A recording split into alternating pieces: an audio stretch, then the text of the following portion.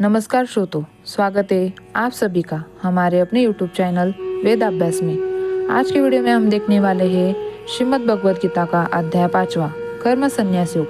अर्जुन ने कहा, हे कृष्ण, कभी आप संन्यास माध्यम से कर्म करने की और कभी निष्काम मार्ग से कर्म करने की प्रशंसा करते हैं। इन दोनों में से एक जो आपके द्वारा निश्चित किया हुआ है और जो परम कल्याणी है, उसे मेरे लिए कहिए। श्री भगवान ने कहा, संन्यास मार्ग से किया जाने वाला कर्म और निष्काम माध्यम से किया जाने वाला कर्म, ये दोनों ही परम निश्चय को दिलाने वाले परंतु संख्या योग की अपेक्षा निष्काम कर्म योग श्रेष्ठ है। हे महाभाव, जो मनुष्य न तो किसी से घृणा करता है और न ही किसी की इच्छा करता है, वह सदा सन्यासी समझने योग्य, क्योंकि ऐसा मनुष्य राग द्वेष आदि सभी द्वंद्वों को त्याग कर सभी सुखपूर्वक संसार बंधन से मुक्त हो जाता है। अल्पज्ञानी मनुष्य ही संख्या योग्य और निष्काम कर्म योग को अलग अलग समझते हैं, न कि पूर्ण विद्वान मनुष्य, क्योंकि दोनों में से एक ही अच्छे प्रकार से स्थित पुरुष को दोनों को फल रूप परम सिद्धि को प्राप्त होते हैं। जो ज्ञान योगियों द्वारा प्राप्त किया जाता है, वही निष्काम कर्म योगी को भी प्राप्त होता है। इसलिए जो मनुष्य संख्या शोध को और निष्काम कर्म योग दोनों को फल की दृष्टि से एक देखता है, वह वास्तविक सत्य को देख पाता है। हे महाभाव, निष्काम कर्म योग को आचरण के बिना सर्वस्व का त्याग दुख का कारण होता है और भगवान के किसी भी एक स्वरूप को मन में धारण करने वाला निष्काम कर्मयोगी परब्रह्म परमात्मा को शीघ्र प्राप्त हो जाता है।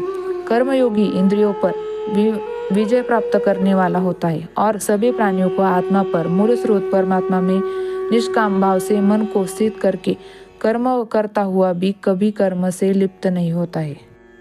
कर्मयोगी परमात्मा कभी अनुभवी करके दिव्य चेतना से स्थित होकर देखता हुआ सुनता है, स्पर्श करता हुआ सूंघता है, भोजन करता हुआ, चलता हुआ, सोता हुआ, श्वास लेता हुआ, इस प्रकार यही सोचता है कि मैंने कुछ भी नहीं करता हूँ।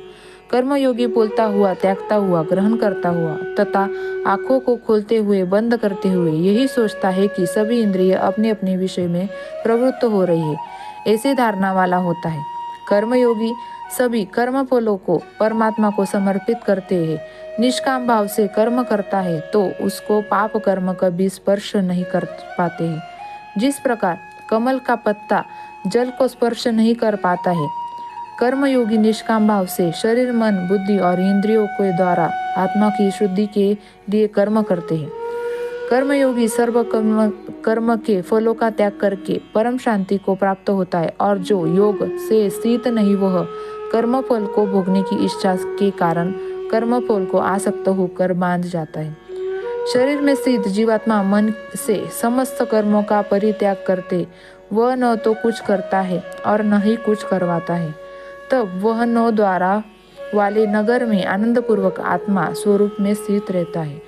शरीर में स्थित जीवात्मा देह का कर्ता न होकर के कारण इस लोक के उसके द्वारा न तो कर्म उत्पन्न होता है और न ही कर्म फलों से कोई संबंध रहता है, बल्कि यह सब प्रकृति के गुणों के द्वारा किए जाते हैं। शरीर में स्थित परमात्मा न तो किसी के पाप कर्मों को और न ही किसी के पुण्य कर्मों को ग्रहण करता है, परंतु जीवात्मा मोह से ग्रसित होने के कारण परमात्मा जीव के वास्तविक ज्ञान को आच्छादित किए रहता है। किंतु जब मनुष्य का अज्ञान तत्वज्ञान द्वारा नष्ट हो जाता है, तब उसे ज्ञान के दिव्य प्रकाश से उसी प्रकार परमात्मा का प्रकट हो जाता है। जिस प्रकार सूर्य के प्रकाश से संसार की कभी वस्तुएं प्रकट हो जाती है, परंतु जब मनुष्य बुद्धि और मन से परमात्मा की शरण ग्रहण करके परमात्मा के स्वरूप में पूर्ण श्रद्धा भाव से स्थित होता है, तब वही मनुष्य तत्वज्ञान के द्वारा सभी पापों से शुद्ध होकर पुनर्जन्म को प्राप्त न होकर मुक्ति को प्राप्त हो जाता है। तत्वज्ञानी मनुष्य विद्वान ब्राह्मण और विनम्र साधु को तथा गाय, हाथी, कुत्ता और नरभक्षी को एक समान दृष्टि से देखने वाला होता है। तत्वज्ञानी मनुष्य का मन सम भाव से स्थित रहता है उसके द्वारा जन्म मृत्यु के बंध रूपी संसार जीत लिया जाता है, क्योंकि वह ब्रह्म के समान निर्दोष होता है और सदा परमात्मा में स्थित रहता है। तत्वज्ञानी मनुष्य न तो कभी किसी भी प्रिय वस्तु को पाकर हर्षित होता है, न ही अप्रिय वस्तु पाकर विचलित होता है। ऐसा स्थिर बुद्धि मोह रहित ब्रह्म को जानने वाला सदा परमात्मा में स्थित हो जाता है। तत्वज्ञानी मनुष्य बाहरी इंद्रियों के सुख को नहीं भोगता, क्योंकि सदैव अपनी ही आत्मा में रमण करने का सुख का अनुभव करता है। ऐसा मनुष्य निरंतर परब्रह्म परमात्मा में स्थिर होकर असीम आनंदों को भोगता है।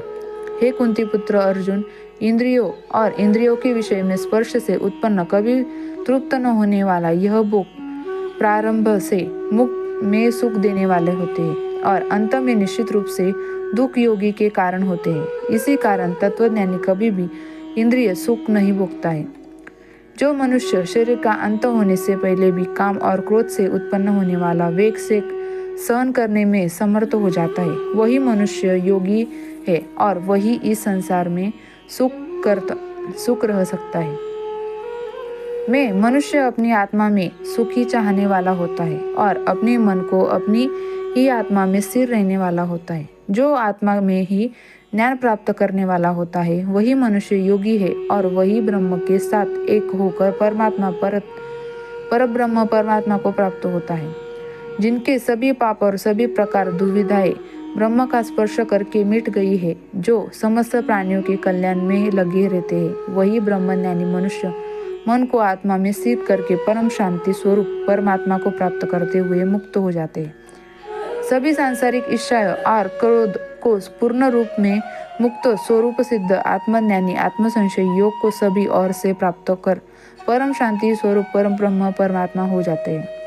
सभी इंद्रिय विषयों का चिंतन बाहर ही त्याग कर और आंखों की दृष्टि से भोग के मध्य में केंद्रित करके प्राणवायु और अपान वायु की गति नासिका के अंदर और बाहर सम करके मन सहित इंद्रियों और बुद्धियों को वश में करके मोक्ष के लिए तत्पर इच्छा, भय और क्रोध से रहित हुआ है।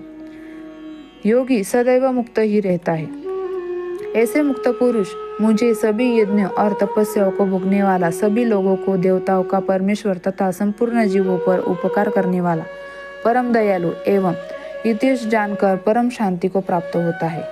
इस प्रकार उपनिषद, ब्रह्म विद्या तथा योग शास्त्रों स्वरूप श्रीमद् भागवत गीता श्री कृष्ण अर्जुन संवाद में कर्म संख्या योग नाम 5वां अध्याय संपूर्ण हुआ। हरिओम तत्तत। तो दोस्तों, ये थी हमारी आज की वीडियो। अगर आपको ये वीडियो अच्छी लगे तो प्लीज़ ये वीडियो को लाइक करें और चैनल को सब्सक्राइब करें, क्योंकि आपका एक लाइक और आपका एक सब्सक्राइब हमें लगे रहने की ताकत देता है। तो मिलते हैं अगले वीडियो में अगले अध्याय के साथ। हर हर महादेव।